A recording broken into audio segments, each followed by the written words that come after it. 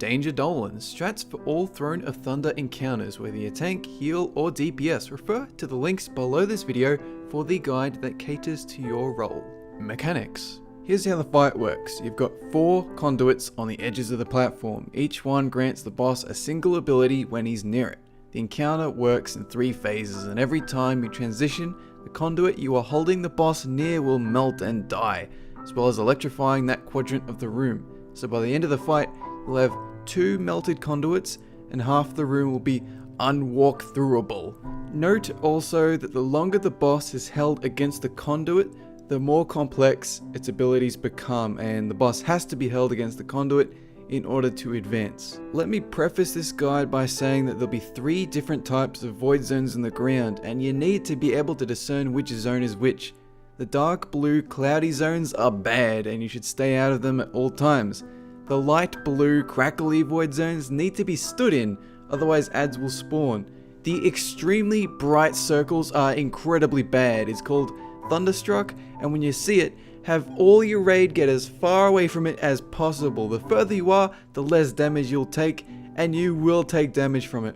Every phase, the boss will have a new set of abilities, and during the phase transition, there's another mini phase where the boss teleports to the center of the room, and you need to survive for 45 seconds. So let's talk about what each conduit does first. I highly recommend putting down raid markers on each conduit because it's considerably easier to remember shapes and colors than me saying north conduit or west conduit.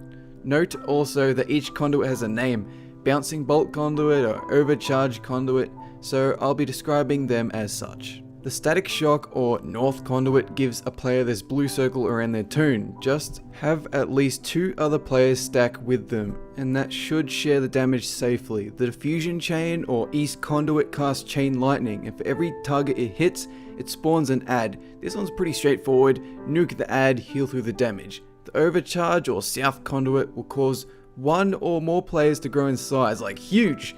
Everyone in your raid but tanks will have 6 seconds to stack tight on a massive player before some AoE happens and everyone takes damage from that. The bouncing bolt or west conduit will create light blue crackly void zones on the ground. As I mentioned earlier, standing in these zones prevents ads from spawning, so have people stand in these zones. Now that that's out of the way, I can talk about the phases, which, if you're handling conduits and treating void zones correctly, is not overly complicated. Tanks, you'll be on the lookout for Decapitate. It's imperative that you watch your DBM timer and have your off-tank standing at max distance from the boss before it happens. When it is about to happen, your off-tank must taunt, because Decapitate will one-shot the main tank if he's standing in melee range. But if he performs Decapitate on a target that's far away, it does piss all damage, so range taunt the moment he does a Decapitate. When Lei Shen hits 70% health, the phase transition happens. You'll want to split your raid up so that at least 1 or 2 people are standing near a conduit, handling all the mechanics, and I emphasize all, because each and every conduit will target you no matter where you stand during this transition. For quick reference, please be sure everyone in your group is familiarized with the conduit mechanics by using the list you see on screen now. It'll also be linked in the description box below as a copy-pastable raid macro. Phase 2. Once again, for tanks, instead of Decapitate, you'll now get a debuff called Meltdown. Do a taunt swap when you get it, and also stand above 10 yards away from other players until it wears off. When a huge area of grey smog appears on the ground, everyone must move from it because a few seconds later the boss will electrify it, and that's quite painful. I recommend having all players relatively nearby each other in this phase because balls of lightning will spawn and strike your furthest away player. Phase 3, the boss won't need to be held near a conduit anymore, not that it matters much.